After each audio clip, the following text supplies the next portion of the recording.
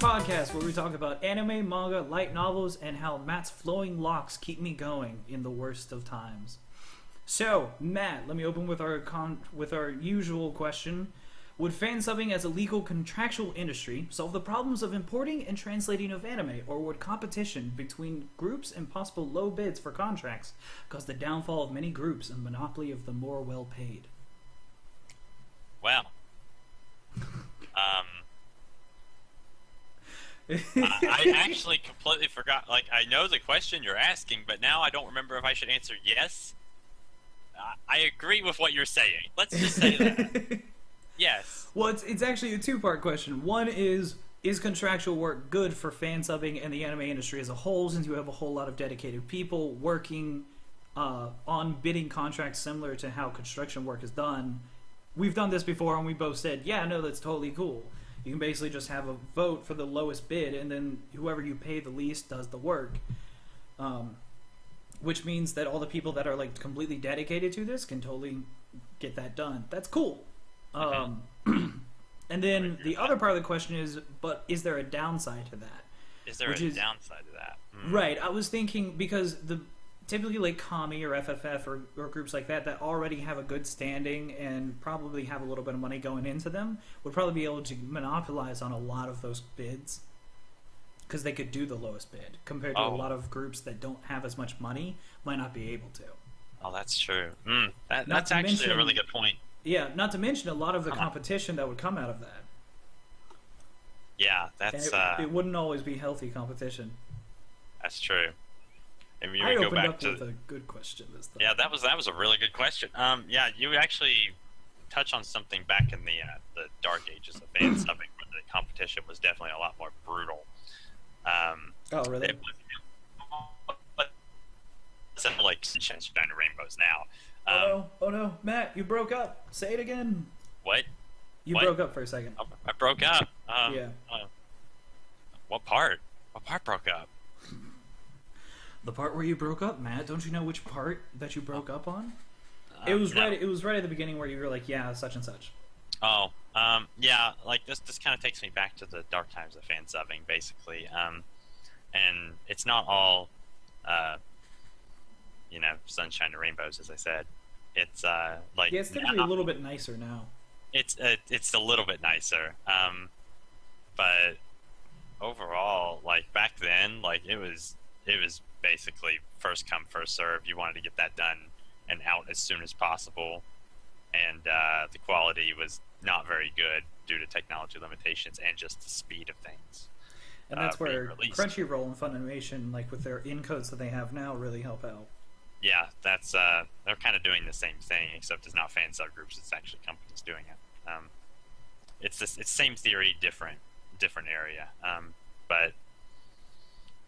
Yeah, like in those dark times, like the fan subgroups would brutally compete with each other. Like they would like steal each other's scripts and that's the reason they actually started hard subbing the scripts into the video for a short time because they were afraid of their scripts being stolen by other groups and using them. And as we found out whenever we tried to hard sub, it's not the easiest process. Yeah. But hey, we have intros for our podcast now. Yeah. Yeah, that's yeah, that wasn't exactly the easiest thing to figure out, at least as a newcomer. So, now that we have that out of the way, let me actually get to Matt. What did you watch recently? What did I watch recently? What did I watch recently? Good question. Let's see. I watched a couple episodes of. I've caught up to Show by Rock. I've caught up. Really caught that. I caught up on Hibike. I love Hibike. Yeah, and let's see. I caught up on Owari, and I think that's pretty much it. I think I'm caught up on Monogatari as well. So okay. What I watched recently was Hibike, so we're both caught up on that, and I really want to actually get down to talking about that because we haven't really in depth yet. Mm-hmm. I watched Hibike. I watched Dungeon. I'm caught up on Dungeon, which is really I only had to get through episode 6. I think. Which episode did you leave off on? I stopped on 4, so I've still got 2 to go, but that's not bad. So. Okay, so I can generally spoiler free talk about what I like about it. Yeah. And then I watched Ori Monogatari. I'm only 3 episodes in. I got words for Ori Monogatari. And then what else did I watch? Yahari. And then I watched Yahari, and I'm 3 episodes into that. So you're a little ahead of me as far as some stuff this season. Yeah. I think the only thing you're ahead of me on is Dungeon. So. Oop, my phone's going crazy. How professional am I? So I want to get through this real quick so that we can talk about this, and then we can always talk on other things that aren't just what's currently airing. Right. Show Hibike. What do you think about it so far? Well, it's doing exactly what I predicted. It's following the exact formula that I thought it would, and basically it's a slice of life with some drama, and I think it's pretty safe to call it like that right now. I think so. Although it's keeping the drama to a minimum, which I'm enjoying so far. Yeah, and that's the key thing here is that normally, like a lot of animes like this, they like to. I don't want to say force the drama because I say that way too much, but they like to overemphasize the drama portion and they kind of forget the slice of life side. And whoop, we are about to get sued. All right, I turned the music off. Oh, okay. No copyright infringement for us. Okay. Anyway. Yeah. It's definitely keeping the drama to a minimum, and yeah, it usually has a generally like chipper tone to the whole thing. Yeah. Yeah, and even in the more like in the dramatic moments are, I don't know, they're semi-dramatic. Like the one in 3 and 4, episodes 3 and 4. I think that was episodes 3 and 4. Maybe. I think it was 3 and 4. I think that's when the teacher first gives them an ultimatum, isn't it? Yeah. Yeah. Yeah. That was definitely dramatic, and I actually do want to sit down and talk about that after we get done with this. But yeah. Overall, everything else is pretty good. I actually thought that this was going to be another one of Kyoto Animation's, like another one of their works where they just kind of derp around a little bit. They don't exactly. Yeah, with the first 2 episodes, they didn't really do anything, and I got nervous that it was just kind of. I wouldn't say that Kyoto ever flops, but they have pretty average ones. Is usually how they flop. It's like instead of making a bad show, they just make one that's okay. Yeah. So I was happy whenever we finally got to like episodes 3 and 4, and I was like, oh yay, there's actually something going on now. Mm-hmm. Yeah. So I'm trying to think here.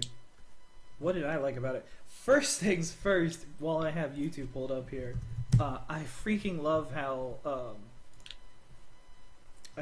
Sapphire, the girl who plays the contrabass, but it's not a violin, is it? It's just a contrabass. It's just a contrabass, yeah. I love how in the very beginning of the ending song, like whenever they're skipping through the field of flowers, she has so much swagger. Yeah. She's literally skipping while everybody else is just happy, excited running, and she has so much swagger. I love it. Yeah. Oh. Which fits her character pretty well. Like, she's generally chipper. But yeah, that, just in general, I thought was pretty funny. On a little bit more serious note, I like how much I can actually relate to this show, because I was in marching band in high school. Mm-hmm. And a lot of what's going on is actually really similar.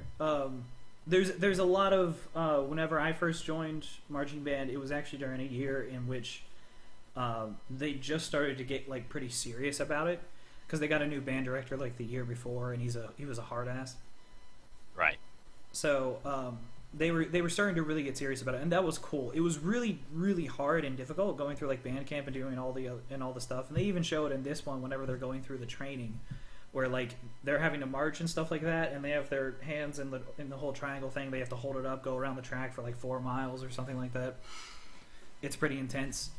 Yeah, I went through that, and it's really cool that I can kind of relate to that because I was like, this has to do with Japan. Like, there can't be the cultural differences; they can't be the same thing. But apparently, there's a lot of universal practicing techniques for music, which is cool. Let's see, similar struggle in characters. What else did I do? The Dvorak section was interesting, where they all become disheartened, and then they hear Dvorak playing. Yeah. That was very cool, and it kind of becomes a bit of a mainstay for the next couple of episodes. It's like whenever they get really really sad or anything like that. What is her name? Rina Kosaka. She she plays her trumpet, and all of a sudden they're like, "Wow, that is beautiful," and it just takes their mind off of things. That was cool. Yeah, I would definitely agree with that. Also, Dvorak is a beautiful piece. It was actually the what is it called? I can't remember. It's the second movement of Symphony Number 9, which is like his going home piece. Where he's yeah, they talk about that in the anime a little bit. The background it kind of had. Yeah, although they got it wrong actually, because I looked it up later. I was like, really, Dvorak? But because they say that it was him in the barren world of the United States, and he wrote the song thinking of his home country in Bohemia. And he actually wrote it while he was in the United States. It wasn't barren; it was wide open spaces. Is what he wrote it about, because he was fascinated by the Midwestern section of the United States and how open everything was. He wasn't used to it, and he thought it was beautiful and serene, and that's what he wrote the piece for. That's an interesting choice of. I wonder if that was actually like. I would like to actually see the original TL on that. Yeah, the translation seems to be a little wrong in that, because it has a very negative connotation about the United States. Well, which I don't know if it was intentional. Yeah, I'm not sure. I'm not sure if maybe, like, that's the reason I said I'd like to see the original translation, because the line might have been exactly what you're saying, but the editor might have just thought, instead of saying, like, wide open or open, they said barren instead, which is similar, but not really. Right. Like, and I noticed that. About, like, open, but it's not. It's a different connotation. It is, yeah, it's an incredibly different connotation. It's a very negative connotation. So I'd like to see the translation and see if it actually said open, or if it said barren, or if it had negative connotation with it. So I wonder if that was an error on their part, or maybe an error on Crunchyroll's part, since I think it's a Crunchyroll edit. So I don't know. Interesting. So another thing I want to talk about is Taki Nobor. I am terrible at Japanese names. Taki, the actual teacher. I love whenever they actually introduce him, because in the first couple episodes he asked them, he's like, how do you want to do this? Do you want this Wind Symphony to be fun, or do you want to try and reach a goal?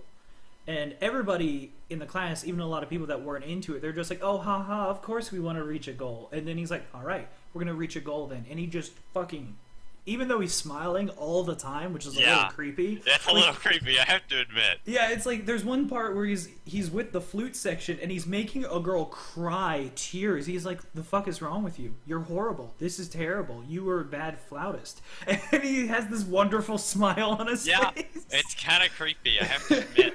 Or like what the scene that really got that from the vibe from me was the scene where like he's I think it's an episode. It's the beginning of episode 3 where they come in and they play the piece for the first time. Yeah. And he's like, guys, this isn't good. I told you to come and get me when you guys are ready. Yeah, and he it's smiles great. through the entire thing. And he completely trashes them, and he's smiling the entire time. He even opens up saying, what is this? The fuck is this? This is so great.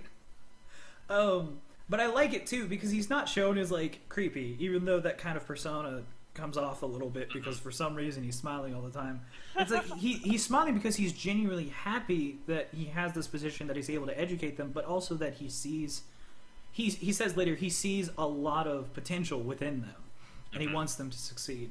But he's a fucking hard ass when it comes down to it. He's like, all right, you want to go to the nationals, or is what it's a national competition. He's like, all right, you want to go to nationals? I am going to train you, and I am going to be your worst enemy. And it works. It's like he knows it'll work, because like a lot of the kids are like, he's such a fucking scumbag. And they're like, you know what? I'm going to show him up. I'm going to show him up by being the best I can be. And he's like, exactly. That's what I want you to do.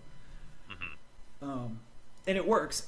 All of his, and I noticed all the stuff that he was teaching him, since I was in high school band and I had a hard ass for a teacher. A lot of the stuff that he was teaching them, completely fair.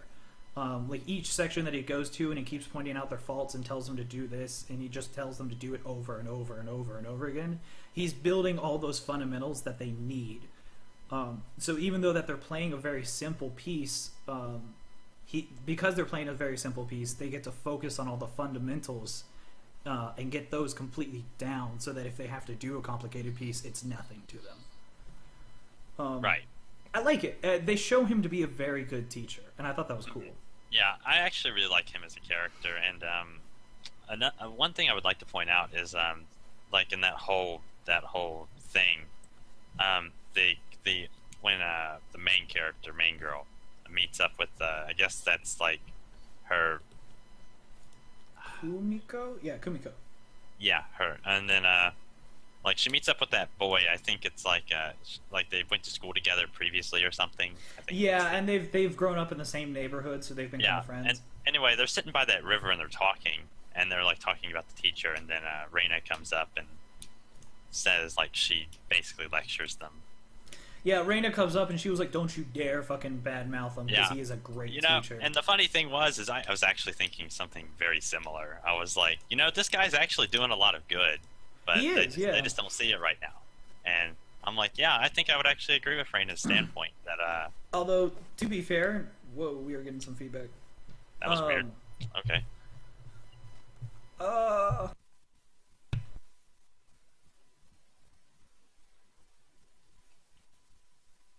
You're muted. There we go. Still getting feedback. Hopefully it goes away. I'm not sure what to do about that. Let me open Toolbox. Oh, I think it's just your connection's getting bad, possibly. Yeah. It's doing that today for some reason. I don't know what's going on. Oh, that is terrible in my eardrums.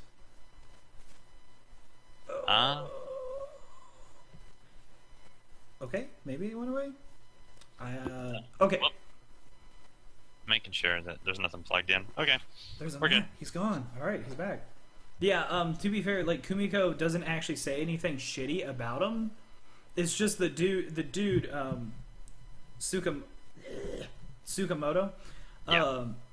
He's just like, it sucks. He's such a hard ass. I hate it. And like, she's like, yeah, I guess he is being a little hard. And then Reina overhears that, and she's like, "Don't you dare fucking say anything." That was a little unfortunate for Protag, just because she was like, "Oh shit, I was caught bad mouthing her favorite teacher." Whoops. My bad. But in the end, it works out. They apologize or whatever. The long story short, he's a cool teacher, and I like his character a lot. Yeah, that's I definitely agree with everything. All of it. I think also I noticed in the marching band episode, but especially during that whole training montage of them trying to get better in order to prove to him that they can do it, they definitely show a lot of them like sweating and really struggling, and they did that really well as far as the animation goes. Like especially whenever in the marching episode and they're all on the track, like they are sweating up a storm. It is incredibly difficult for them, but at the same time you see such a transformation from the last few episodes, because like even that one chick's just like, hey, if we're not going to have the track tomorrow because like all the other clubs need it, let's practice more now. And the teacher's like, all right, another 30 minutes. That's what you want. We'll do it. And it's such a different transformation from like the group of kids that were just like, I don't want to do anything. Oh, this sucks. Yeah. So it was pretty cool to see that. Mm-hmm. Yeah. A little more or less about the anime, but more about the animation. What did you think about that CGI segment of them marching? I don't know if I remembered it being CGI. Yeah, there were some noticeable segments. I guess my answer to that question is I didn't even notice. I did notice that the crowd was CGI'd a couple of times. I was like, oh, those background characters, those 3D models. Oh, I didn't notice that, but actually, no, I did notice that a couple times. Yeah. I lied. that. It's not too noticeable because they are background characters and they're very much in the background. If you have like a pan out shot and like you're overlooking the school or whatever, and then you see you can kind of tell the way they move, but it's not too noticeable unless you're like really looking for it. But no, the marching, when they were marching, like you could actually tell that they were CG models. You could tell. Do you mean during the practice or during the legit marching? No, during the legit marching sequence. Oh, okay. Because I think I noticed it during the practice a couple times. Oh. That might be a thing too. I don't really know. So what was your viewpoint on it? Because I know you're not a big fan of 3D.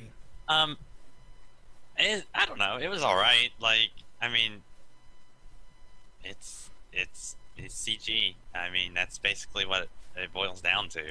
It's the shortcut of the anime industry nowadays, since it's a lot easier to program that out.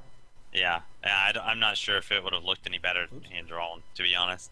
I could have picked different angles, but I mean, that's something I can control, and that's not really, that's more the director's place and not mine.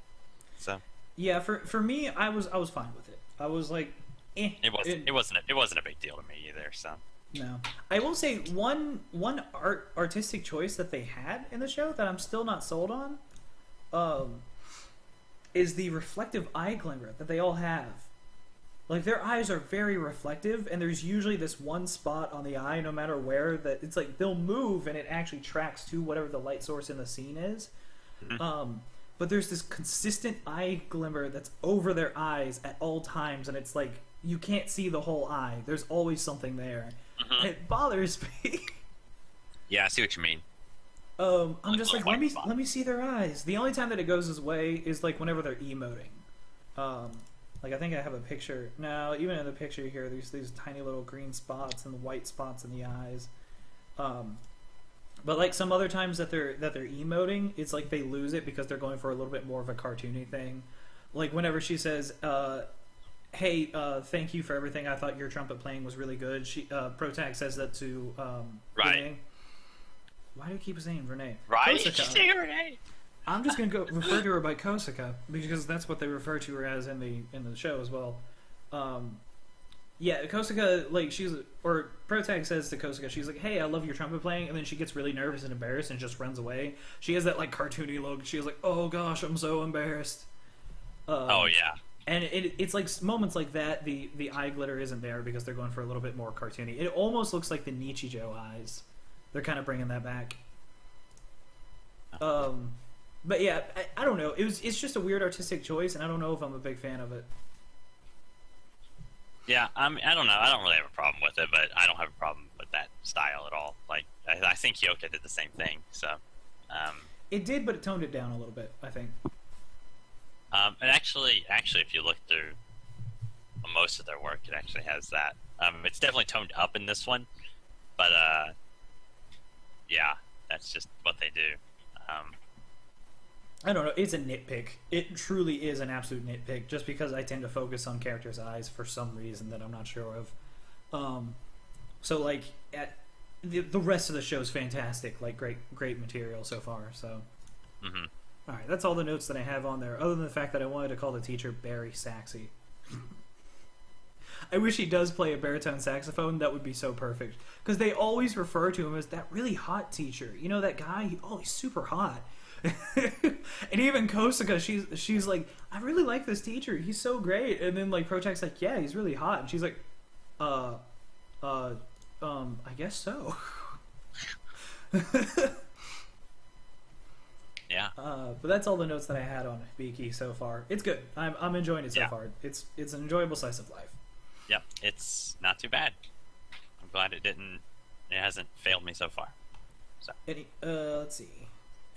What's the next thing that you want to talk about? Because I wouldn't mind talking about Dungeon real quick, but only real quick because we spent like 30 minutes last podcast talking about that. Yeah, we kind of almost exhausted that. We went overboard, but I feel it was good content. No, it was good content. It was long. What do I want to talk about? Yeah, was there anything that you want to say about that Dungeon? About Dungeon? It's a show. It is indeed an anime series that airs. This is beautiful. See, this is what's going to rake in the views to these videos, is these wonderful in-depth discussions that we have. It's a show. It's not even whether it's a good or bad show. We're not even like 1984 plus or double plus. It's just, it's a show. It's a show. What I just wanted to say real quick, because I only have a couple notes on it, is they had a good wrap up to the Thief arc. That was pretty good. It's what you'd expect, but they played it out nicely. And I have to give them that. Is that even though they tend to fall into a lot of tropes, they tend to write them at least pretty well. So. Right. Actually, if you actually, I'm going to self-plug here. But my post on the website, it goes through. Boy. We get to self-plug. Yeah. Spring 2015 anime. Plan to watch by owning Matt. Yeah, that's me. Yeah, that's me apparently. But yeah, like I haven't segmented it. I have like the shows that are kind of like defies the normal boundaries at the top, and then I have another segment that has like ones all that the are best, good. just the best. Yeah. One that says not a winter show. Oh, and you have Dungeon in there. DanMachi. Yeah. Yeah. That second section is they're good shows, but they follow the tropes. Like all of those. But they're all good. So. I see what you said with the two animators. Yeah. You know, working on this show reminds me of another show we did a while back. Oh, really? Which one? I don't know, but I feel like I've seen this before. Nah, you're probably just imagining things. Everything JC staff. Yeah. Yeah. I mean, yeah, that's what it comes down to, is that, like, there are tropes, but at least it's doing the tropes pretty well. Yeah. Like, at least it's writing them well. I mean, that's all you have to do to make a show at least semi-successful. Yeah. So. The other thing that I wanted to pull up is that you haven't gotten to it yet, but we're gonna see more of Wallenstein, the blonde chick that Protag is really in love with. Well, Sword Princess. She it's interesting because so far since so far that I've seen, they still don't get a lot of time to actually have her talk and discuss things. And, like, you don't get to know her character that well. Because we're following Protag, and Protag doesn't even know her, basically. But there's a couple of scenes that they have later on with a couple of other characters that she's in. And she reminds me a lot of Sheena from Sakura So. Oh. Yeah. Okay, I can see that, actually. Like, I think it's the art style and the long blonde hair. I think that's what does it. And the eyes. Yeah, her personality as well is so far... It's very strange because she's, like, almost unemotive. Yeah. She's, like, there is something there, but it's very simplistic. Which is not necessarily bad, it's just we haven't gotten to a point where we get to actually explore her character yet. Yeah. But yeah, so far, like, she had a moment where she was like, oh, so you're the, I can't remember her name. Also, this feedback is going to drive me insane. I hope that's just on my speaker. No, I can hear it too, but I can hear at least a little bit of it. I'll probably hear my own feedback though, so don't worry about it. It's not a big deal. I've zoned it out. So. All right. What is her name? Which one? Aina Tool, the receptionist at the guild that's in charge of Bell, his advisor. Her. Gotcha. She's talking to him, to Sword Princess, rather. Her. And Sword Princess is like, oh, you're in charge of that white-haired boy. And she was like, oh, yeah, his name's Bell. And she goes, why does he always run away from me? Am I scary? And she has this, like sad emotion on her face, but that's, like, the only emotion I've seen her do so far. Otherwise, she's just like, oh, okay, I should do something. And then that's it. So, I'm interested to see, like... That is interesting. We just haven't seen that much of her, I think is what it is. And so I'm interested to see, like, later on what her actual character is going to be like. Yeah, I mean, I don't really mind those types of characters. No, I don't either, as long as they're still portrayed. Like, it just means that they're very internal with their emotions and everything, typically. And so I'm just interested to see how they play her in comparison to Belle, since Belle's madly in love with her even though he doesn't know her that well. God, when you said that, I just thought of Sakura So, and I was like, He's a little oh, tear just starts to form in your eye, and you're like, oh God. Soccer So. Oh God. Oh, this is a roller coaster, dude. That's bad. Oh man. No. Oh man. Yeah, I love Sakura So, and that is such a good show, but that is a roller coaster of emotions. God. You can literally be laughing and crying out of pure sadness at the same exact time with that show. Mm-hmm. I don't know how they did it. It's beautiful.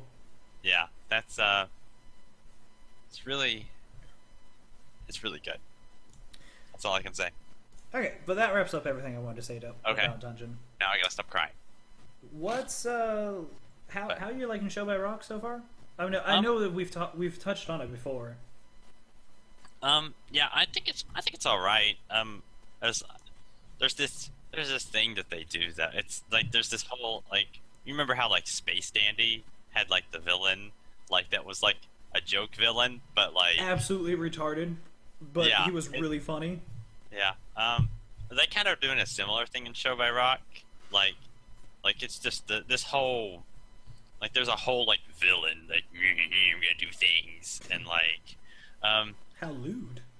Yeah. Need a picture. How lewd. But yeah, like they're doing a similar thing except like there's this villain that's being portrayed as really evil, but like maybe they just haven't elaborated on it yet. And there's a bunch of weird elements that are kind of thrown in that I don't know what they're gonna do with, but it's kind of like that. I mean, they're just kind of silly. I think they're silly elements. I don't think they're really serious, but I never know. They might actually be serious. It might turn into like an Idolmaster thing where the bad guy for the last half of the show, I don't even know how to play chess, but I just formulated these chess pieces into an X to show how evil I am. And that never, I can't get over that. Even the guy's like, you really don't know how to play chess, dude. That was great because he did that with 3 different board games. He did that with chess, checkers, and then Othello. Yeah. He did that with Othello, and by the time that he got to Othello and he made like an X within an X kind of thing, the guy that was with him in the office was like, you don't even know how to play these games, do you? Oh gosh. That was both funny and really dumb. Yeah. Yeah. That was both funny and really dumb, I think would be the way to put it. I guess we'll see for Show by Rock like what kind of villain they're trying to play. Obviously it's supposed to be funny. I mean, the show seems immensely positive. Everything that I've seen of it so far, since I haven't actually sat down to watch it. Yeah. There are some pretty funny segments. Cool. So. What's another anime that you've been watching recently? Watching or I guess anything that you wanted to talk about real quick. I mean, I don't really have too much to talk about right now. I mean, I've been watching, like, I'm watching Owari no Seraph. I mean, and that's kind of because I'm, subbing it and everything. But like, I mean, I don't know. Like, I'm the only thing I really have to say about that is like, it's. I don't know how much have I actually talked about that. I don't know. Owari no Seraph, I don't think we really touched on it that much, other than the fact that we discussed how it was a fantasy setting-ish. Yeah, it's a little bit, but like it's like supernatural. There's vampires and stuff. Right. And I mean, the first episode was like I almost felt like it was like Edgemaster 2015 or something, but like after that, like it's actually been pretty like. It's oddly been funny for a really, like, dark show. For some reason, you can't take it seriously. I don't know why.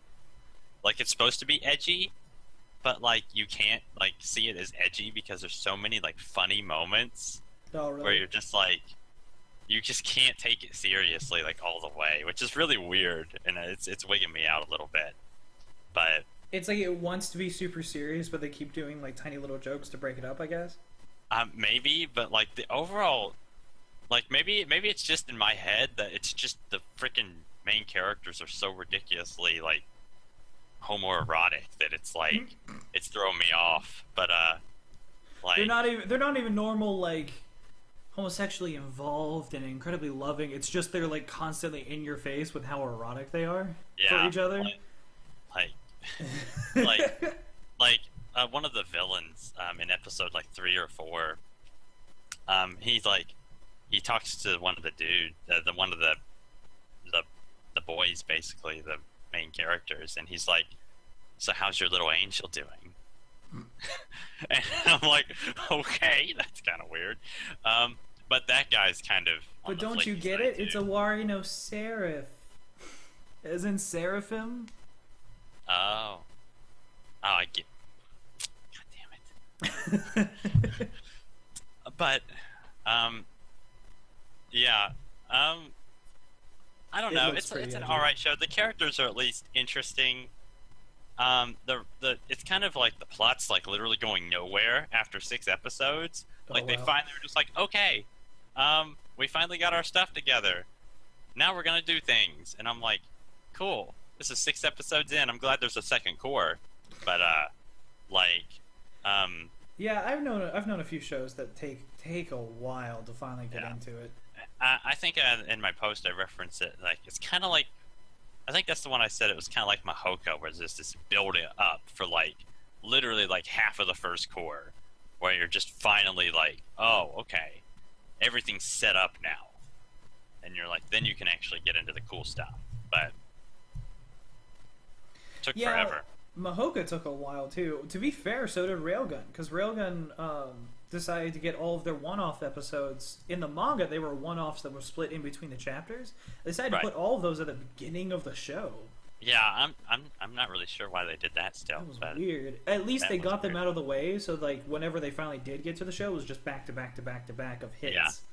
So, for the first season, it was like, these are pretty good, and then the second season was amazing. Yeah. Yeah. And honestly, Mahoka, except for that last episode, I absolutely enjoyed. I thought it was really great. It had one of those things where I thought the main character was a little too perfect. Yeah. Ignoring the last episode, he was still a little too perfect, because he's like, I can't do complex spells. But if he's able to do 50 simple spells in his head at the same time, I don't think that's really much of a disadvantage. Yeah. I mean, that was his downfall. And maybe it's explained more in the novels, but I hope so, because it seemed like a really cool series. The idea of taking old school magic but making it future. It was the future, and like everything, they have technology that they have in order to enhance everyone's magical abilities and stuff like that. Very cool. That was really neat. It was a very interesting world, I guess. It's a very interesting world. I would say Seraph is probably the same way. But one thing I do have to comment on Seraph is those backgrounds that are completely hand drawn, and they're really pretty. They are really pretty. They really fit the show, and they definitely fit, and they're beautiful. Pretty backgrounds. Yeah. Let's see, what else? Oh, dude, let's talk about Ori Monogatari. Okay. I'm so excited to get to talking about this, because I knew nothing about this show, and I go in. The only thing that I know is that it's some dude who's bear mode. He's not only tall, but he's like really, I guess, muscular and a little chubby. And basically, a chick falls in love with him. That was the only thing that I knew, which is explained in the first 5 minutes of that show. Yeah. Not much of a spoiler. But holy shit, am I amazed at this show. It's doing a lot of things I did not expect. First off, I did not expect that they were going to have a big misunderstanding as their basis for the plot. I was a little upset about that, actually, when it first happened. Let's see, you're up to episode 4, right? I started episode 4. I have not actually finished it. But, did I? The last thing that I saw was... how spoiler can we get? How long has this been out for? Well, let's see. 5's been out. 6 is probably coming out soon. Yeah, so. And according to the actual scheduling, episode 7 is going to be coming out in about a week. Okay, so episode 6 is out. So it's been about 2 weeks. Okay. The last thing I saw was they finally ended the misunderstanding. Okay, so you probably just finished up like either the beginning part of 4 or the last part of 3. This is the last part of 3, and then they touch on episode 4 a little bit, I think, in the preview. Yeah. Yeah, I thought it was weird. They started out with a misunderstanding where basically he saves this girl on a subway that's about to get groped, and he takes the guy's arm and literally bends it backwards, pretty much breaks it, and then holds the guy in a chokehold until they get off the train and he reports him to the authorities. She is absolutely infatuated. She's like, he's so big, he's so strong, but a little bit more than that, I think, is that she's like, wow, this person's interesting, and then she actually starts to try to figure him out, and that's where their basis starts. But like when she comes over to his house in order to thank him, his best friend's there, who's this pretty handsome boy that all the girls fall in love with, and that's already been established. It's like every person that the main character, who's this big dude that's not the most handsomest person in the world, every person that he falls in love with just turns out to loves his best friend and not him, which makes him really sad. So what ends up happening is that whenever the chick comes over to thank big guy, he gets mistaken that she's actually in love with his best friend, Makoto. Right. That's the whole beginning thing, to explain it to viewers. So, and I didn't know that that's how they were going to set it up. So the next few episodes, they basically have Takeo, who he constantly thinks it's like, I love this girl, but she's in love with someone else. I'm going to support them in their relationship to try and get them together, because he's a nice guy. Right. If you love someone, let her go, that kind of thing. So I'm trying to think. He basically, for the next few episodes, tries to get them together, all while the girl is a little disheartened. Because she's like, I want to get together with you, but she doesn't want to say that. Because she's embarrassed and doesn't want to admit her feelings. Right. I was sad, actually, when I saw that for the first couple episodes. Oh, okay. You had a different response than I did, but keep going. What was your response? Well, you see, like when I saw that, it was a misunderstanding, and this was kind of weird because, like, I don't want to say that I personally relate to that story at all, but no, I absolutely there are aspects of it that I was like, oh wow, that's a little too close to home, but yeah, I've always been a bit of an outcast. So I mean, I've watched anime all my life, even when people made fun of me. So like, I've always been a bit of an outcast, and so I can understand a situation where you're like, oh, she doesn't like me, oh, she doesn't like me, no one likes me, that kind of thing. Even if they actually do have feelings for you, I can understand that. And then to think that person who actually likes you has feelings for somebody else, like you think that they have feelings for somebody else. I've kind of been in a situation like that before. Yeah. And I mean, yeah, I've never really considered myself handsome, but I've had friends that I'm like, damn, that dude's hot. So I'm just like, yeah, she really just wants to go with him. Right. But I mean, that's not really what I wanted to touch on, though, was the fact that oh, I'm sorry. Like maybe it was just me, but that was just kind of a side note. It's kind of leading up to what I'm talking about, but maybe that was the reason why. Like, I actually had a really hard time watching the first 3 or 4 episodes, or I guess the first 3 when they're doing that misunderstanding thing. Yeah. Like, I seriously had to like.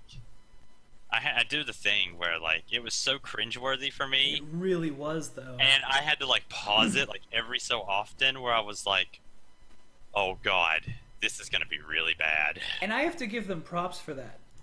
Because, like, the way that they portray that she obviously has feelings for big guy, protag, and not this handsome dude next to him, but he can't pick up on that for some reason. Like, the way that they portray that is great. Because it's so great, because like in every single episode she's like really shy and blushing around him, and he keeps on like trying to grab her and push her over to his friend. And it's so cringeworthy. But they did that really well. It's like I the only thing that came out of that cringe is I just started to get really mad at the main character. I think that's pretty accurate, but I also, on the same note, I kind of understand where he's coming from, but like, because he's got the whole. It's basically got a complex at this point where he's like, no one likes me because Right. they're always liking my friend, and he's lived with that for his whole life. Like, his whole life's been like that since elementary school. Yeah, he goes through that. Every single person that he's even wanted to be friends with that was female. Turns out they only wanted to get with his handsome friend and not him. Yeah. That's really disheartening, and it's amazing Yeah. that it came out to be such a nice guy who has a genuine interest in humanity. Mm-hmm. Yeah. I mean, it's one of those that, like, it is a trope, but it is well played in this show. Yeah, I like it a lot. Yeah, that was actually a misunderstanding. Yeah, I think overall I was okay with how they did that. Yeah, I was okay with it. It's just it upset me because I'm not the biggest fan of misunderstandings in general because I just want them to remedy themselves. Mm-hmm. Yeah, and I mean it does feel kind of like it's kind of goes back to that plot device talk we had. It fit the show, and it was executed pretty well. So I mean I'm fine with it. It's not really a big deal. There are misunderstandings though that I do hate. So and that is normally that is one of them, but that was okay. I was okay with how they did that. The way that they did in the show, it was portrayed pretty well. The biggest thing, though, and it's the number one thing that I wanted to talk about with the show, even though it is spoiler material, is episode 3. Episode 3 completely changed everything I knew about romance. It really? Not necessarily, but it was just amazing. For one thing, episode 3, they clear up the misunderstanding. Right. Basically, handsome guy is like, no, dude, she likes you. And he's like, no, there's no way. She can't. No one's liked me ever. So what ends up is that she actually comes over to handsome dude's place in order to ask him a question while our big guy protagonist is there. Oh, God, I paused this scene at least 3 times. It got a little ridiculous. But, like, he hides underneath the bed. Right. So she comes in. I don't know how to get under the bed, but okay. She comes in and is actually sitting on the bed and is talking to handsome guy to be like, I need help. He keeps trying. I feel like he's kind of trying to downplay my feelings, and it's making me very sad. And I just want to admit to him. And the handsome guy, knowing that the protag is underneath the bed, says, well, what do you feel? What do you really feel? And she's like, I like him. And he was like, repeat it. I really like him. Repeat it. I really, really like him. And this went on for like a little too long. Yeah. They said that like 3 or 4 times, and I was like... It was more than that. It was like 5 or 6. Oh, God. But and she's screaming by the end of it. She's like, I fucking love this motherfucker. Yeah. And then I remember he says the next line, and I just had to pause the video for like 15 minutes. Because I'm like, oh, God. This is how it's going to end. Right here. The next line is like, it's something like, okay, just so that we have that down. And then he goes over to the bed and actually crouches down, and he was like, did you hear it? and I'm like, and she turns. She's horrified. She's like, oh my God. I couldn't even believe they did that. I was like, oh no, they really just did that. Yeah, so he comes out from under the bed and he's like, holy shit. And she's like, you tricked me. And handsome guy's just like, yeah, I did it because it's the only way this motherfucker would learn. She actually likes him. And it was great because now we have a confession scene. They both confess to each other, their girlfriend, boyfriend. And the reason why this blows my mind is 2 things. One, it's episode 3. Yeah, I expected episode 3 of a 2-core. I expected this to get done at either episode 6, halfway through the first core, or episode 12, completely halfway through the series. Right. And they got that out of the way in the 3rd episode. Yeah, they really just went straight to the point.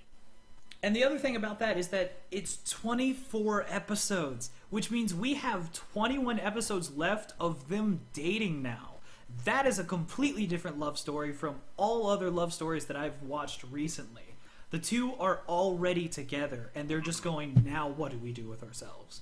That's really cool. I haven't seen that since My Beloved Monster, I think. Or is it My Little Monster? I know that you haven't seen it. No, I know what you're talking about, though. So. Oh, crap. I cannot remember. It's Tonari no something. Tonari no Kaibutsu. My Little Monster, which it was a very interesting show, and I know Douchebag Chocolate, we both watched a video where Douchebag Chocolate compared it to other ones, and he said this is a very interesting one, and I have to agree with him, although I don't typically, or at least not on everything. I had to agree with him on that one. It's one of the more interesting ones that I've seen, because in episode 1 we have a confession. Yeah. And the entire series is like, this guy just basically says, I love you, I want to date you, and the interesting thing is that it's two outcasts that know nothing about emotion, let alone love, and they're just trying to figure out what does that mean for the entire time for the rest of the series. Is just they are trying to answer that question. What does that mean? What is love? Baby, don't hurt me. But that's basically what it is, and it's very interesting because usually you have this whole build up, and then the end game is now they're dating. And that's where the series leaves off. They're just like, and they lived happily ever after. Yeah. But both in this one and in Owari Monogatari, they have this segment where the confessions already happened. Now what happens with the rest of the story and these two characters? That's interesting. Yeah. Excuse me. But like, I mean, I guess Golden Times kind of did that too. That was a little different, but similar but different. Golden Time for the first half of that show did a really good job of portraying a college romance and what that actually entails whenever you have two adults that are now dating. They did a very good job with that, although it was much more drama than it was happy-go-lucky love story kind of thing. Yeah. Yeah.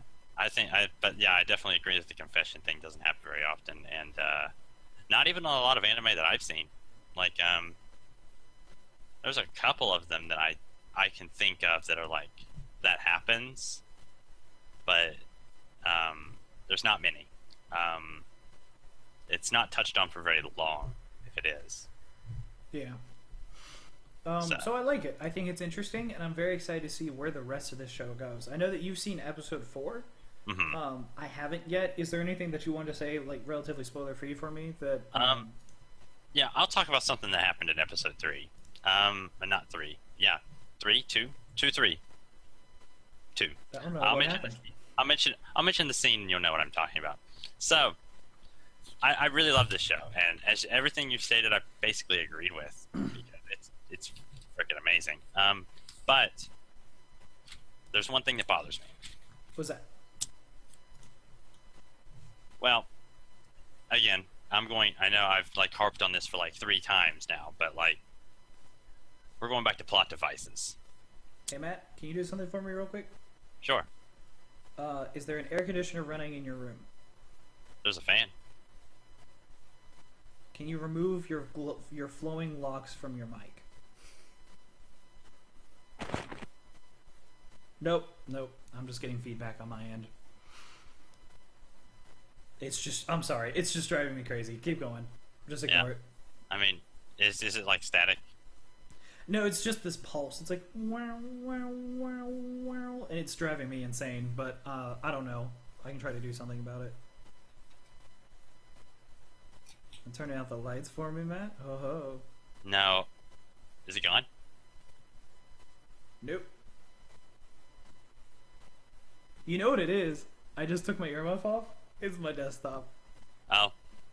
My desktop fans are going crazy. Yeah, there's not much I can do about that. I'll have it fixed by next episode. Okay. Anyway, what I was saying is episode 2 or 3. I don't even know which one it is. It's the scene that basically the beam that falls out of nowhere. Oh my freaking gosh. With no foreshadowing at all. Absolutely not. It's just like, bye, see you next time. And then all of a sudden there's an actual skyscraper beam that falls from some construction site that we have not seen. I'll take that back. They did note the construction scene in the background while they were at the park. But they didn't even say anything about it, nor do you see anyone working on it. It's just there as a set piece to show a beautiful landscape. There's usually like a quick cut or something. Yeah. Even at the beginning of a scene, there was nothing. There was nothing. And literally that happened. And I'm like, wait, what? Yeah, a beam falls out of nowhere, and you hear one construction worker voice going, "Look out below!" And then, like, all of a sudden, she looks up and she's like, "This is the end. I'm going to die." And I was like, "Where did this come from?" Yeah, I was literally like, "Wait, what?" I was like, "How? What? How fucking cliche?" Because then he runs over and protects her with his almighty strength and giantism that he has. And throws the beam off of them with the help of everybody else, and that was. I mean, it made for a good scene relatively, but it was out of nowhere. I couldn't get over the fact that the beam came out of nowhere. I was like, it literally no, just really fell from the scene. sky. But I'm like, whoa, wait, where'd the beam come from? And, what I imagine it is like they're in the same city as Nichijou whenever Nichijou first started, and that nuclear explosion went off. And so there's debris flying everywhere. That's them. They were just walking down the street saying goodbye to each other. And that was just what was going on. Yeah. It was insane. And you said you haven't seen 4, so... I haven't seen 4 yet. How are they portraying the romance, though, between them now that they're dating? It's interesting. It's definitely the first episode. They touch on something that was actually kind of dark, but I'll let you get to that. Okay. But it's actually really interesting and is realistic with what's. It makes sense and it's accurate, really. So. Let me Yamato. Let me ask about Yamato real quick because it's the last note that I have on there, and then we need to move on to something else because we've been talking for a while. Yeah. Okay. How do you feel about Yamato as a character? I actually, like his character. I think I generally her character. like. Oh, her character. You're talking about the girl. Yes, and Okay. this is important for something I'm about to say later. I just wanted to know in general, though. Oh. Okay. Well, after that, I actually have something to say about the other main character. But her character, I don't know. Like, there's not much to her yet, but I think episode 4 kind of like it unravels that a little bit. But that's what I was hoping for. Because so far through episode 3, we have one thing where she's not the main character of this story. Right. Which actually surprised me when I first started watching because I was like, it's a shoujo. I expected her to be the main character, and it was her reaction to this other guy. Mm-hmm. But it's actually him. It's kind of like a Shall We Dance scenario. If you've ever seen Shall We Dance, both the American or the Japanese version, is that it's basically what you'd expect out of your typical, like, I guess, girly romance story, even though they're both fan-fucking-tastic, especially the Japanese one. I don't even won some awards. Oh my gosh, the fucking feedback. But it's through his eyes, and we're getting all of that. And because of that, she's kind of downplayed. We don't know much about her, so she seems almost like your typical shoujo protagonist. It's what's bothering me so far. We literally don't know anything about her, and she seems to almost have no personality. Okay. I kind of see what you're saying.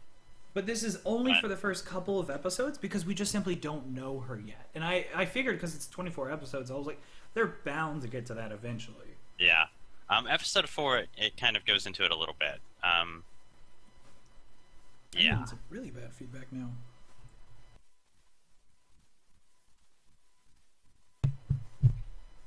It's partially my mic. I don't know. I'll figure it out. Okay. Sorry, go on. But yeah, it's pretty much. I mean, they elaborate on it a little bit in 4. There's some interesting moments that happen. I don't know how episode 5 is going to progress. I would actually like to see that after episode 4. But because there's some interesting scenes in episode 4 that make me wonder how 5's going to go. Okay. Not in a bad way, just like it's not like drama romance, but no. This show doesn't really strike me as one that's going to hit drama real hard. Simply because of 2 reasons, actually. Sorry to interrupt real quick. That's fine. Is that one, they always have a joke in every single scene that has a little bit of drama in it. And then another thing is that typically that joke is their internal thoughts are literally a speech bubble right next to them. Yeah. Which I love. I love that this show does this. It's like he's standing outside the elementary school trying to protect the elementary school kids, and each person that walks by, it's his internal thought on that person. He's like, that guy looks shifty. Oh, look at that guy. And then, like, his friend has a lot of them as well, because he's not a horribly emotive. So, like, like, the main character will do something goofy, and it's just a speech bubble pops up where he's just like, what the fuck? And it's so funny. And it happens a lot during the emotional scenes. Is like they'll be crying, and then there's just a speech bubble that says says something funny about their internal thoughts. Yeah. It's like somebody will be crying, and he's like, "This guy has a goofy crying face," or something like that. It's so great. Yeah, those internal thoughts are really cool. There's the scene with the butt tree. The butt tree. I forgot about that. I love it. That's another one of those where it's a dramatic scene where he's like, let's go for a walk. And it's beautiful and picturesque. And he's just having a walk in order to clear his thoughts and then finally sit down and talk with his friend, metaphorically, about his emotions and what he feels. And they stop at a tree, and he's like, beautiful landscape. And then he looks at the tree and he's like, you know, I've come up here for years, and I just now noticed that tree looks like a butt. It's not even a girl's butt. Like, that looks like a dude's butt. Why have I been staring at this for 10 years? I thought that was so funny. It's always the moments of dramatic moments that you're always like, wow, that looks stupid. It's great. I love that they commented on that. And that's pretty funny. I actually like the other guy, main character, too. I'll just make a quick comment on him. His friend, I think his Sunakala. Yeah, him, Suna. Like I think he's got a little bit of interesting of a story too. Because absolutely. You see that with the confession scene when they confess, and he's like, "Yeah, I didn't accept any of those girls because they all hated you. They were all hating on you, basically." Yeah, his actual statement after he says that is, why would I ever fall in love with a girl who hates my best friend? Yeah. And I was like, that's so sincere. Like, that's so sweet. And I love it because the way he says it is like, why would I ever do that? Why? I can't even think that would ever come into my mind that, like, even if I think a girl's hot, I'd never do that if she's going to talk shit about my friends. And I was like, you are such a sincere guy. I like you. You're cool. Yeah, like that was a really good moment. I'm like, wow, that's interesting, because I'm like, there wasn't a lot of light shed on his character, but no, but you get that one moment where you see every single confession that he turned down was because he because he loves his best friend and he'd do anything for him. And I was like, oh, that's so sweet. Yeah, it's a bit spoiler material, but I mean, this is only in the first 3 episodes. So, like, and OreGairu's got 24, so I'm sure they're going to do a lot of other awesome stuff. So for anybody that wants to watch it, definitely do it. Definitely. It's good. It's a shoujo that I am actually really enjoying. Even though the art style gets really shoujo sometimes, where it's like sugary sweet, I really enjoy it so far. Yeah. Comparing it to Our Horror Ride that aired last summer, this is definitely a way better story, like, by far. Yeah. 100%. 700%. So, any closing thoughts? That was pretty much my closing thoughts. So cool, because we need to get to one last one, since we're almost at time. What's one that you wanted to talk about? Let's talk about Let's talk about the first Yahari art. Let's talk. Yes, that's exactly what I wanted to talk about. Okay. Oh, I'm so excited. Let's talk about that. Okay. First thing that I wanted to say is that the art style is much better. Oh yeah, that's. Yeah, they improved the main character so that he doesn't look like he's trying to murder someone every single second of his life, which is good. It's always great whenever your main character, he's supposed to be unlikable, but he literally no longer looks like he no longer looks like he literally is going to murder you as soon as you turn around. Yeah. Which is always good. He doesn't look like he hates the world anymore. Yeah, even though he internally does, it Yeah, doesn't he look still like he hates internally the world. does, but he definitely doesn't look like it. Because, like you said to me before, in the source material, he actually is supposed to be handsome. He's supposed to be the Right. only thing unlikable about him is his personality. Correct. So that's cool. I'm glad that they did that. I also like that the sister is getting a little bit more screen time now because she was an interesting character. She was one of those characters that is incredibly chipper and happy, but she knows exactly what her brother, like who her brother is, and reacts to his incredibly negativity very well, and is able to decipher it very well. Yeah. So, cool character. Yeah, her character's been really good. I think she's a fan favorite of 4chan, but that might be for a different reason. Oh gosh, I'm somehow agreeing with 4chan. It's okay. They It's have okay. good tastes. Sometimes you can agree with them. Sometimes. Just sometimes. Not on everything. What do you have in your notes about Yahari that you want to talk about? Oh man, it's been a while since I've seen the first arc, but Yeah, I saw it literally 2 hours ago, so... Yeah, so you probably are a little bit more refreshed on it than I am. Yeah, I could talk for days. Because now I'm just thinking about that second arc right now, and I'm like, I'm hyped up on that. But the first arc coming from your side, actually. It might be. I'm sorry to all viewers about this feedback. I swear we will fix this. If it's coming from my end, I can't do anything about it. I've tried to fix it. I've tried. It doesn't work.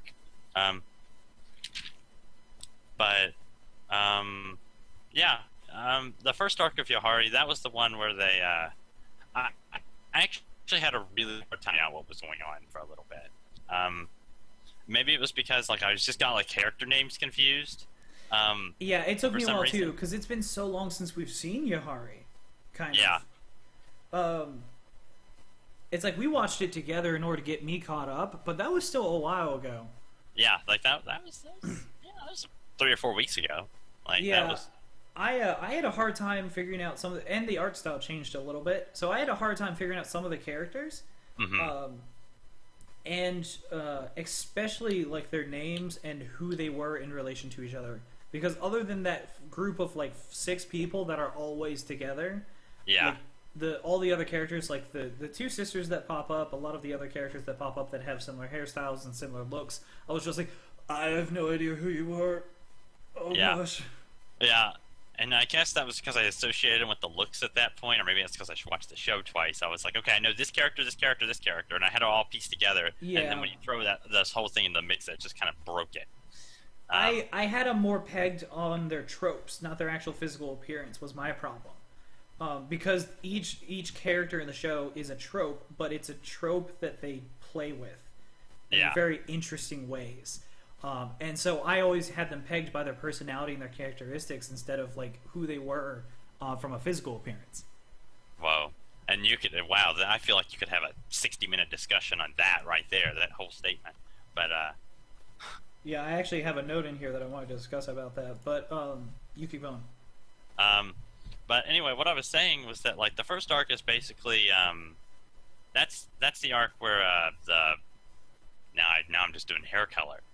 The gray-haired chick. I think she has gray hair. Like the one that really likes the frickin' homoerotic boys love stuff, right? That's her. Yes. Yes. Hima. Hima. I think it starts with an H. It starts with H-I. Hima. Hina. I think you are correct. I think it's Hima. Yeah, something like that. Yeah, and like she comes into that room and you know, she goes through that whole like she comes to the club with the problem. By the way, they kept the stickers going. So I do like that the stickers they keep up in the club room that they use. The stickers for each like moment, that special moment that happens in the show, they put another sticker on the door. That was cool. Yeah. Yeah, it's Hina. Hina. Okay. See, I knew it was a Hima or Hina or something. It was something like that. Yeah. But yeah, she comes into the club room and she's like, "Hey, I actually had a really hard time with this because first off, I didn't know her name. I still don't know her name apparently. And she comes in and she's like, "Hey, I like this guy, and it's one of her friends, and I had a hard time figuring out which one it was for the longest time. Well, that was the thing. Shoot, in the first arc. No, in the first arc, it actually wasn't her that said that. It wasn't? It was the guy. Oh, it was the guy? Yeah, no, but no, he comes in and then she comes in. Right. Like there's he two comes different in requests. and he says, I have a request. I really like this chick. I want to get together with her. She comes in and says, I have a request. I want everything to stay the same. Yeah. Because it comes out that she has an internal problem and she hates herself. And she can't show love to other people if she hates herself. And so she says, I can't do this. Please help let everything stay the same. Right. Right. And I guess the problem I have was with the first scene with the two main characters, because they both walk in, both of them, like there's the two guys of that group walk in together, and they're kind of debating about what the problem is. Like they don't want to tell the problem, and like they have that little like 2-minute conversation segment where they're back and forth. And then they actually explain the problem. And I had like a really hard time figuring out which one actually liked that girl. Yeah, for a split second it's a little confusing because they're both very wishy-washy about it. And that was intentional, as you find out later on. But it's it's Hayato and Toby. Yeah. And Hayato's the blonde-haired guy, and Toby is Toby's the long-haired dude. Orange-haired guy, yeah. Yeah. Yeah. Anyway, that whole scene where there's that whole conflict basically, where it's like, you know, you've got one group that like this club is trying to help them, but they've got two conflicting statements basically, and they're trying to figure it out. And all the while that they're doing this, they have a school field trip to Kyoto, which means that they're not going to be at school, and they have to plan around this in a completely unfamiliar environment. Correct.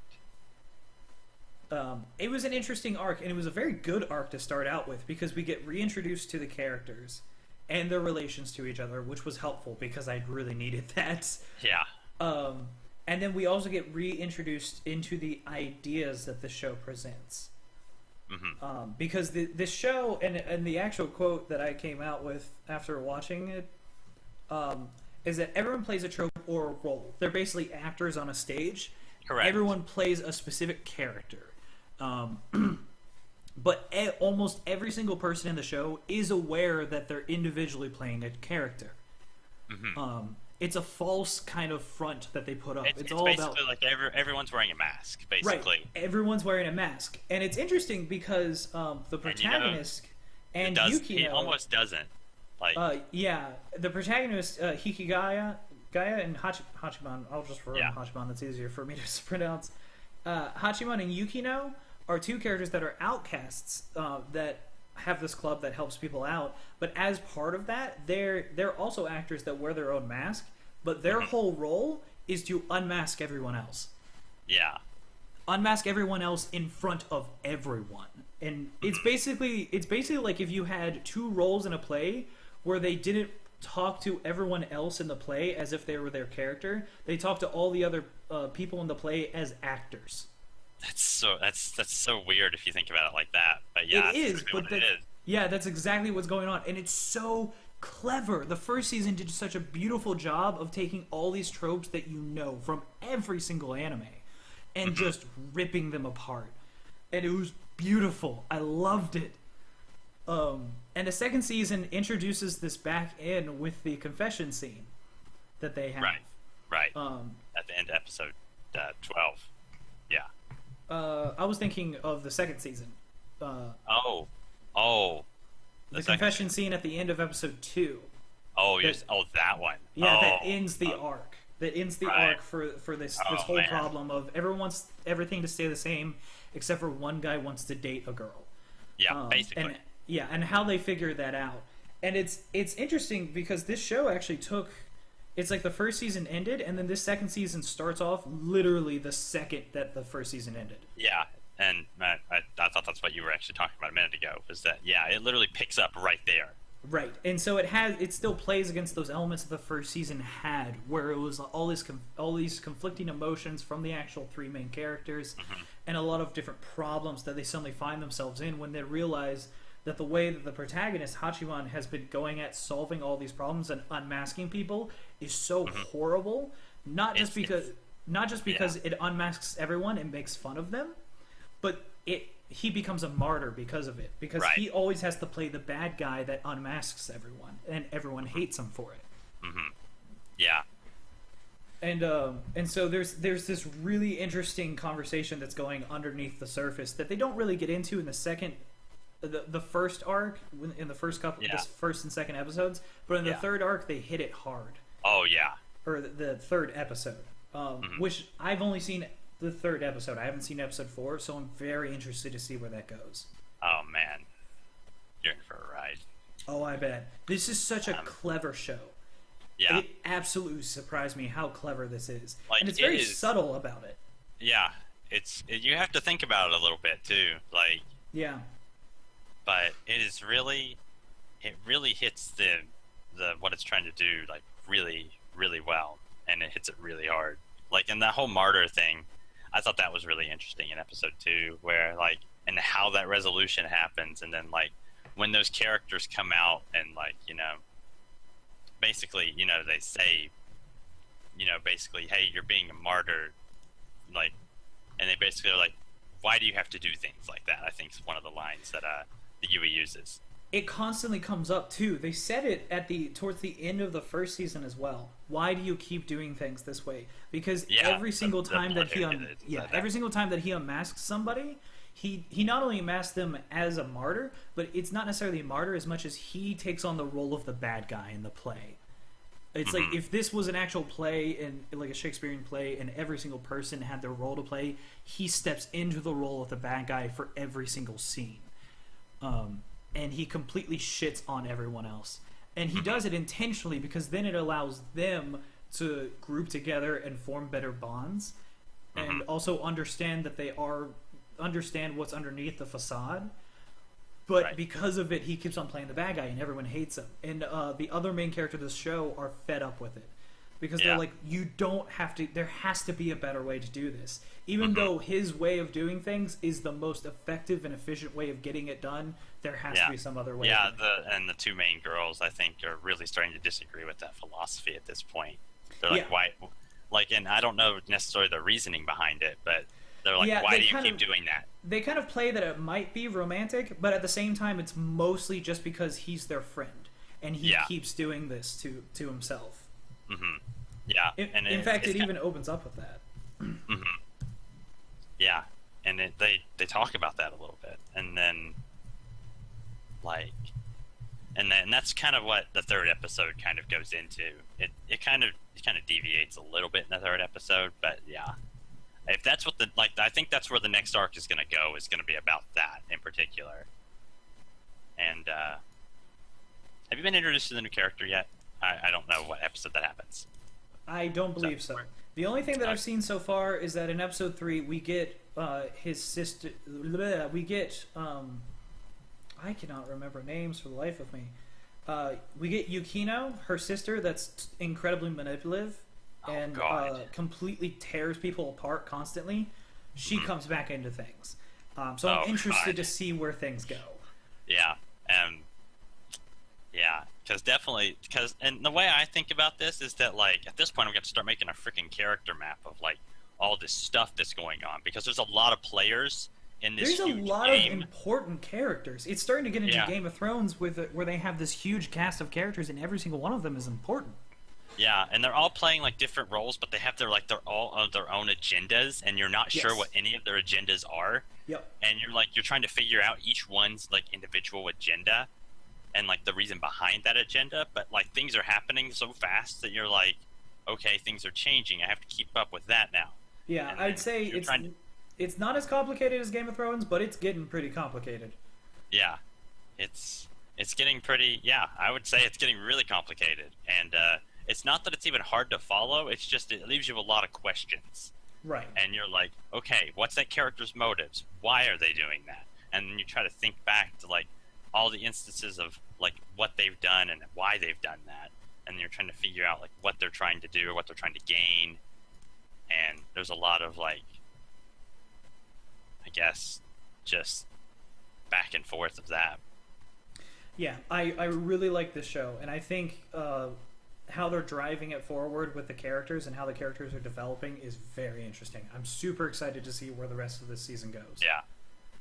Yeah, I'm gonna tell you right now, you're really missing out on episode 4. Oh man, I'll probably watch it later tonight once we get done with this. So yeah, because I really want to talk about episode 4 because it is so good. Like there are some things that happen that oh, man. it turns. And I don't want to say it turns the story on its head because it really doesn't. That's not really an accurate description, but there's some things that happen that you wouldn't expect. Awesome. I'm super excited. Closing thoughts on that, real quick. Oh my god. Like, I want to read the light novels. Why is no one translating the light novels? I think there's probably translations on Bakusuki.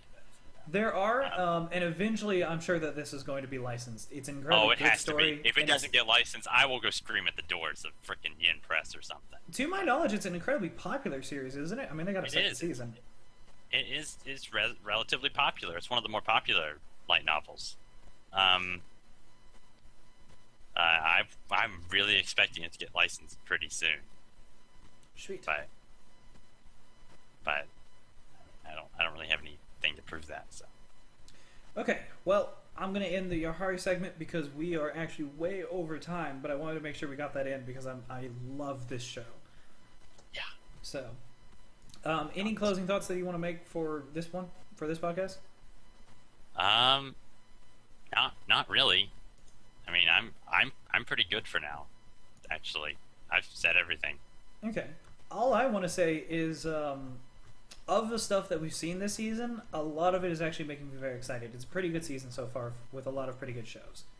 Oh yeah, it's definitely a solid season. Yeah, so I'm super excited to see a lot of these shows end and see what the wrap up for them is.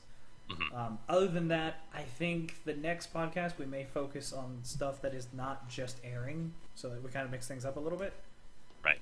Other than that, that's all I have. So, thanks for joining in. I'm really sorry about the feedback. We'll hopefully have that fixed by the next episode. So, tune in for that one. Yeah. I guess we'll see you on the next one. See you later. Bye bye.